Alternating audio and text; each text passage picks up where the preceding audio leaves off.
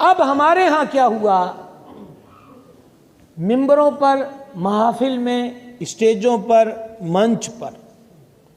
ان لوگوں کے ہاتھ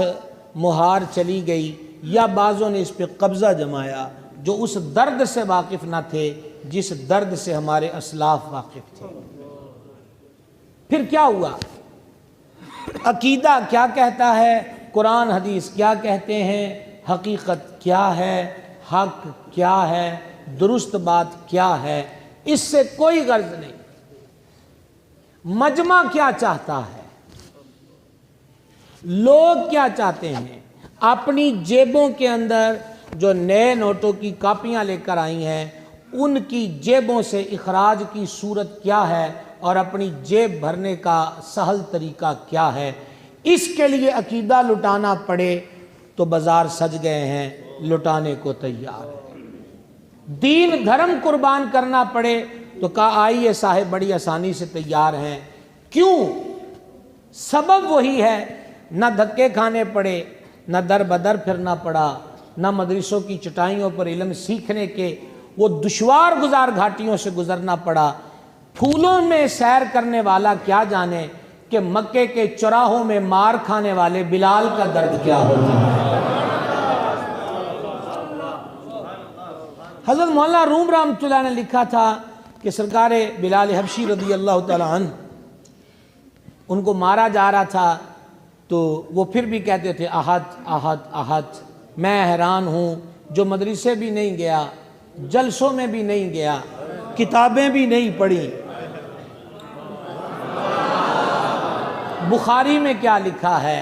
قرآن کی تفسیر میں حضرت ابن عباس نے کیا فرمایا ہے، جو ابھی معرض وجود میں چیزیں نہ آئی تھیں، صرف ایک جلوہ جانا دیکھا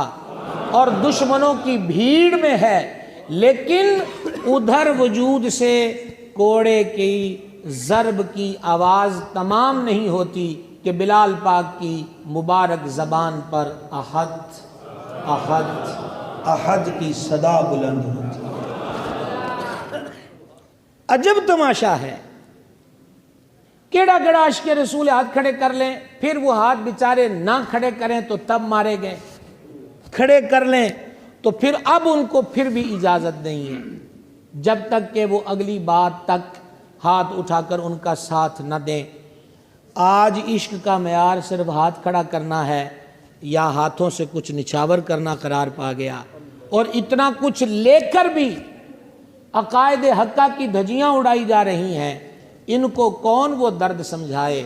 کہ دشمنوں کے مجمع میں کہیں سے پتھر برس رہے ہوں، کہیں سے کوڑے کی ضربیں لگ رہی ہوں، اور کبھی تپتے کوئلوں پر پیٹھ کے بل لٹا کر سینے پہ وزنی پتھر رکھ کے لٹا دیا جائے اور پھر کہا جائے ہون تو نہ لے کے دس، وہ پھر بھی کہے احد احد احد۔ مولانا روم رحمۃ اللہ علیہ فرماتے ہیں سرکار صدیق اکبر عتیق و اطہر رضی اللہ تعالی عنہ حضرت بلال پاک کے سرہانے بیٹھے، ابھی تازہ تازہ وجود پر کوڑوں کی ضرب کا درد موجود تھا۔ آپ نے فرمایا اللہ کے بندے، جب تو مالک کا نام لیتا ہے یہ چڑ کھاتے ہیں، تمہیں زیادہ مارتے ہیں، ضروری نہیں ہے کہ تو سارے لوگوں کے سامنے اونچی آواز میں ہی ذکر کرے، تو دل میں کر لیا کر تاکہ تجھ پر ظلم کے پہاڑ نہ توڑے جائیں، روز تجھے مارا نہ جائے۔ حضرت بلال پاک نے فرمایا آپ ناصح ہیں اور آپ مہربان ہیں اور آپ ہمدرد ہیں، میں آپ کے اس مشورے پہ عمل کی کوشش کروں گا۔ ابھی 2-4 روز گزرے تھے کہ سرکار صدیق پاک پھر وہاں سے گزرے، پھر کوڑوں کے ضرب کی آواز کے اندر ہی احد احد ہائے آواز۔ مولانا روم فرماتے ہیں سرکار صدیق پاک رضی اللہ تعالیٰ عنہ پھر ان کے سرہانے بیٹھے کیونکہ وہ لیٹے ہوئے تھے، تینوں میں ادھن بھی آکھیا سی انج نہ کریا کر، ہاں مالک ویسے ہی راضی ہے،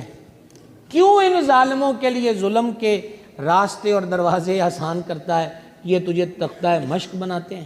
دل میں نام لے لیا کر۔ حضور امام الناظرین کی نظر یہ جملہ ہے، مولانا روم نے لکھا ہے، یہ سن کر حضرت بلال رو پڑے۔ اور رو کر انہوں نے ایک بات کہی، اے میرے مہربان، تیرے مشورے پر میں سر نیاز خم کرتا ہوں، لیکن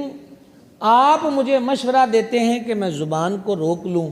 میں اس زبان کو تو روک لوں، میرے وجود کا تو بال بال زبان بن چکا ہے، میں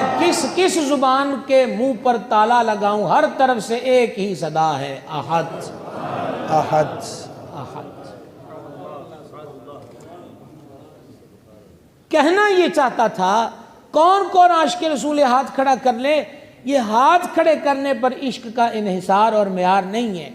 معیار عاشقوں کے امام سرکار بلال پاک کی ذات پاک ہے، جو کوڑے بھی کھا رہے ہیں لیکن عقیدہ حق سے انحراف نہیں کیا، یہاں اسٹیجوں پر پھول برس رہے ہیں اور محض لوگوں کی مخصوص طبقات کی خوشنودی پانے کے لیے عقائد حقہ کی دھجیاں اڑائی جا رہی ہیں۔